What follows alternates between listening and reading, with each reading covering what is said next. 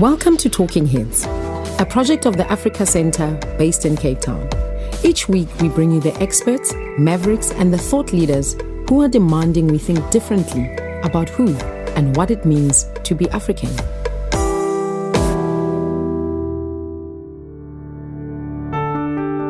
For a very long time, especially through the lens of Western media, Africa has been the poor, sick cousin in the family called the world.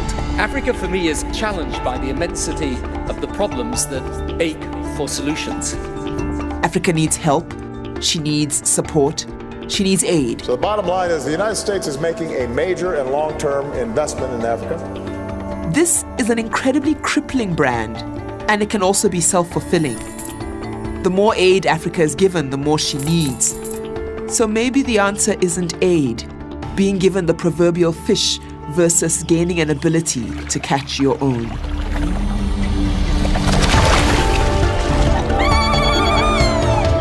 More and more, this view is prevailing. What helps it spread are the growing number of Africans on the continent and in the diaspora standing on platforms and telling the varied, nuanced, and complex stories of Africans versus the typical one-sided versions the West has trafficked for centuries. I am African. I have the ability to create change. I am African and I have my own story. Ory Okolloh is one such African, and in the tradition of those that are out to make an impact, she is many things. She's a graduate of Harvard Law School. For many years, she ran the successful blog Kenyan Pundit. She's a mother. She founded the non-profit software company Ushahidi, whose headquarters are in Nairobi. And for several years, she worked for Google as their policy manager for Africa. Ory Okolloh is also an activist who stands for accountability and transparency in governance. She is one of 8 Black women named by Time magazine as the 100 most influential people in 2014. I am Yewande Omotoso, and today I am talking with Ory Okolloh. Ory, welcome to the show. Thank you for having me, Yewande.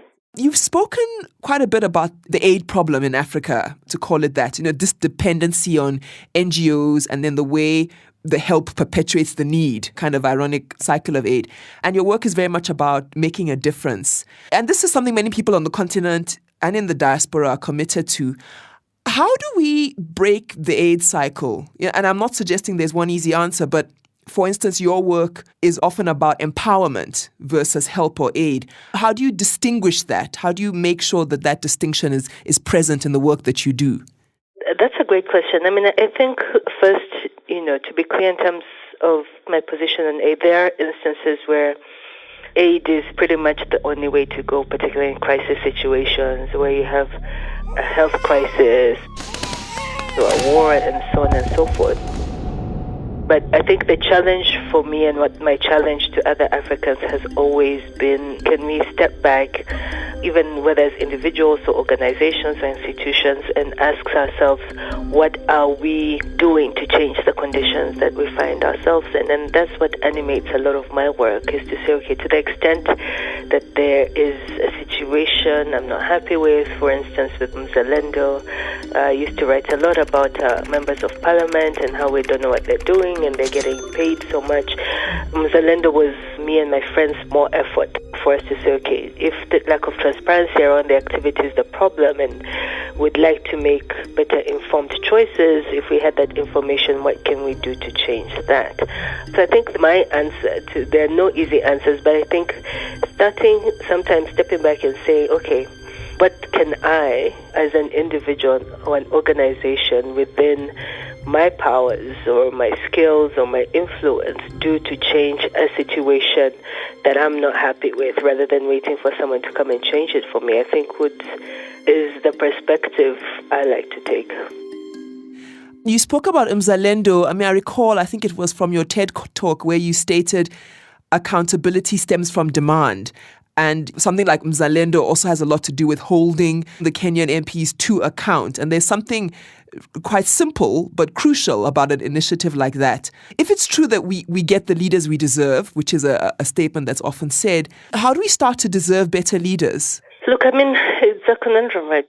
Politics in Africa, and Africa is not a country, but tends to have very many complex layers. And you find, for instance, in Kenya, the candidates who run, and probably in South Africa as well, and we're seeing that happening now in Nigeria, the candidates who run on sort of reform or integrity platforms didn't do well. I think there's always the question, well, they're too disconnected from the ground, they don't understand people on the ground, they're Twitter politicians or social media politicians. And how do we get to better leaders is by us signaling, and I think sometimes we blame everybody else except ourselves in terms of what incentives or what do we reward. So in Kenya, for instance, if you're a politician, you go into power and you live broke, you're ridiculed. That's sort of what, better or worse, someone like Mo Ibrahim was trying to solve with his Mo Ibrahim Prize. How do we signal as voters that we are ready for different things? Honestly, I think when we signal that, then we will get better leaders. But until then, it's sort of this vicious cycle of the guys who try to play the clean game get penalized by the voters themselves.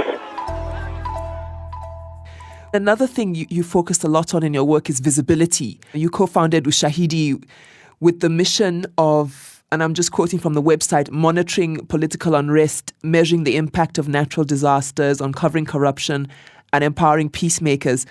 And the mission is accomplished through many ways. The Ushahidi platform itself is open source. It's a platform that allows for multiple streams of collated crowdsourced data. There's mapping technology. It's been and continues to make a huge difference. Do you have any favorite stories or outcomes from this work that really inspire you? There have been many great examples of how the tool has been used. One in particular has been, again, this goes to sometimes voice is more important, or at least registering what is happening to you. It's been used in Egypt, in particular, and later in India, but Egypt has been particularly successful to sort of track cases of sexual harassment of women. But this idea of registering sometimes either cases of harassment or oppression that maybe you think you're the only one until you realize the scale of the issue, or if you're an organization trying to solve it, having a better sense of where it happens most. I think that's been a great example of the use of the tool. Also the diversity of it. I mean, the fact that it's been found useful in someone like Louisiana and useful in someone like Haiti. Hurricane Katrina was the third strongest hurricane to make landfall. We're following this earthquake in Haiti, a 7.0 magnitude. That it ended up having a global appeal and was something that was born in Africa. I think that went on to have international global relevance, something else that I'm particularly proud of. You are now the director of investments at Omidyar Network, and that's a company that essentially invests in entrepreneurs, is really kind of my understanding of how it operates. How would you distinguish the kind of work at Omidyar that you do there from other organizations that focus on aid and on helping Africa? I guess just back to the first question, how would you distinguish the difference? Omidyar, I think, model is unique in a number of ways. First, our focus is on social entrepreneurs and what we call impact investing. So we do both not-for-profit and for-profit investments, and we try and encourage organizations to build on their sustainability models. There are some issues, for instance, in governance and transparency where I work, where there'll always be a need for grant funding just because the nature of the work, which is critical, is also doesn't make money. And in cases like that, we at least try and encourage the organizations to find ways to build on sort of their models so that they can generate some revenue or income themselves, either through events or through charging for some of their services and so on. In some of the sectors we invest in, that we try and support models that are for profit by addressing social issues. So if you look at organizations like Pagatech in Nigeria, Zuna in Zambia, which focus on financial inclusion and allowing those who are unbanked the ability to transact using their mobile phones and technology are examples where it's addressing a need, but also through a business model that's for profit. You can give me an example of alliteration, Gemma. Education is another area where we look at similar models of addressing. Bridge Academies, for instance, deals with early education in Kenya, and they're expanding their model, addressing the issue of poor quality of education, but providing a solution that's something that's affordable to the average person living on $1 a day.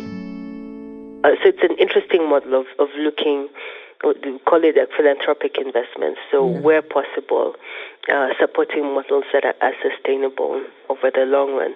I think something that's also different about us is that we invest a lot in what we call human capital, which is we don't just sort of cut the check and move on. But we work very closely with our investees, providing them support, whether it's around challenges around scaling, around board recruitment, around hiring, around partnerships, around business models, so that it's what we call the network effect, like being part of our network and being our investee. You get support that helps you scale and again, hopefully become an organization that's around for a long time to come. There's a growing throng, just teams and teams of young leaders on the continent, some really high profile, some not, several like yourself who return from over the seas to make a difference here. And there does seem to be this wave. And the 21st century has been earmarked by leaders such as Thabo Mbeki and Nkosazana Dlamini-Zuma as the African century. Would you agree with that label? I mean, I do think there is a shift, right? If I look even from when I moved back in 2005, where a lot of people thought I was crazy to be coming, and there wasn't sort of this excitement and Africa rising and all this rhetoric about, as you said, the new century. I think it's definitely an exciting time for the continent. I think there's a lot happening. I think there's so many opportunities. But, if you've been around long enough, you know that these things come in waves. And then it's up to us to capitalize. If we want to talk about it being a century, we cannot waste away the momentum that we have so that it's not the decade. Right? Yes, yeah. It could very easily be the Africa decade, and that's that. And so I think the challenge for me, I've not seen enough to convince me that we are not wasting away all this momentum and opportunities and wealth and the resources coming back. And if we don't sort of consolidate that, if we don't address the fact that Africa is rising, but Africans are not rising, it could very well be a period in time that we look back with nostalgia and wonder how we missed that chance to turn this into something bigger. So yes, on the one hand, I think this is a unique moment in time that we're living through for us Africans in terms of our potential. On the other, I'm not convinced that we can start talking about the centuries yet unless we build on these opportunities and bring others along with us. Thank you very much for speaking to us. Thank you for having me on your show. To find out more about Ory Okolloh and to listen to other podcasts, visit www.talkingheads.org.za.